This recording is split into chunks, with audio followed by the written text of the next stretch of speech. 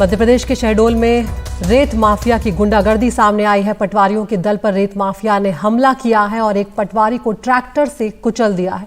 मौके पर ही पटवारी प्रसन्न सिंह की मौत हो गई है।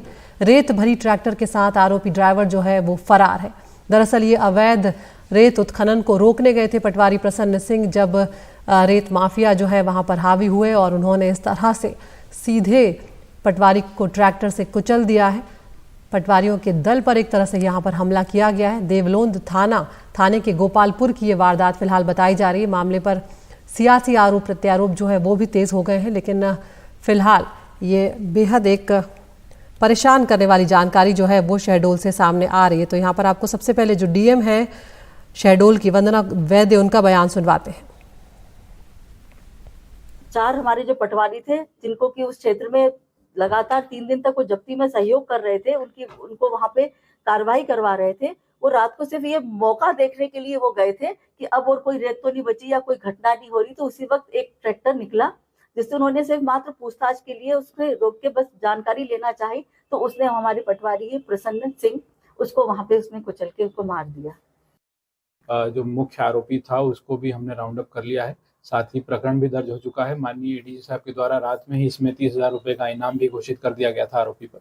और जो ट्रैक्टर था जिससे ये घटना कारित की गई थी, वो ट्रैक्टर भी जब्त कर लिया गया है।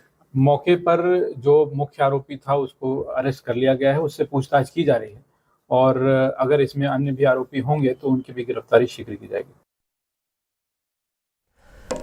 और हमारे साथ हमारे सहयोगी अमृतांशी इस वक्त जुड़ रहे हैं। अमृतांशी, बेहद सनसनीखेज ये मामला इस वक्त नजर आ रहा है, क्योंकि हम लगातार देख रहे हैं कि मध्य प्रदेश में जो रेत माफिया है वो लगातार यहाँ पर हमलावर है और उन्हें उनके अंदर कानून का कोई खौफ नजर नहीं आता, क्योंकि एक बार फिर से किसी को कुचलकर मार देने का ये मामला सामने आया है। जिस तरह से यहाँ पर पटवारी प्रसन्न सिंह जो है वो मौत के घाट उतार दिए गए। बिल्कुल, देखिए मध्य प्रदेश में रेत माफियाओं के हौसले बुलंद हैं और जिस तरीके से 11 साल पहले की घटना आपको याद होगी, एक आईपीएस की इन्हीं रेत माफियाओं ने कुचलकर जो है उनको मौत के घाट उतार दिया था। साल हो गए हैं कई, लेकिन हालात अभी भी नहीं बदले हैं। कल एक पटवारी को जो है मौत के घाट उतार दिया गया। बताया जा रहा था कि पटवारी अपनी पूरी टीम के साथ पेट्रोलिंग के लिए वहाँ पर पहुँचे हुए थे, क्योंकि उनको ऐसी खबर लगी थी कि जमकर रेत उत्खनन जो है वहाँ पर सोन नदी से किया जा रहा है। जैसे ही पटवारी वहाँ पर पहुँचे, क्योंकि इन रेत माफियाओं को किसी का डर नहीं है और इनको जिस तरीके से नेक्सस में पूरी एक ट्रेनिंग दे दी जाती है कि आपको किसी से भी नहीं डरना है, इसी तरीके से जब वो वहां से लौट रहे थे तब पटवारियों ने उनको रोकने की कोशिश की, लेकिन इस दौरान एक पटवारी को जो है अपनी ड्यूटी निभाने का जो है हर्ष काफ़ी महंगा पड़ गया और उनको जो है इन आरोपियों ने कुचल कर मार दिया। हालांकि पुलिस ने देर रात जो आरोपी हैं, जो ट्रक ड्राइवर हैं, उसके खिलाफ एक इनाम घोषित किया था, लेकिन जल्द ही छानबीन के बाद जो ट्रक ड्राइवर है उनको गिरफ्तार कर लिया गया। अब देखिए पुलिस इसकी छानबीन करने में लगी हुई है कि इस पूरे नेक्सस के सरगना कौन है और आखिर कौन कौन इस पूरे रेत उत्खनन के पीछे जो है उनके हाथ हैं, क्योंकि अकेले ड्राइवर के जो पकड़ाए जाने से देखिए यहाँ पर साफ तौर पर कुछ ज़्यादा पता लगाया नहीं जा सकता।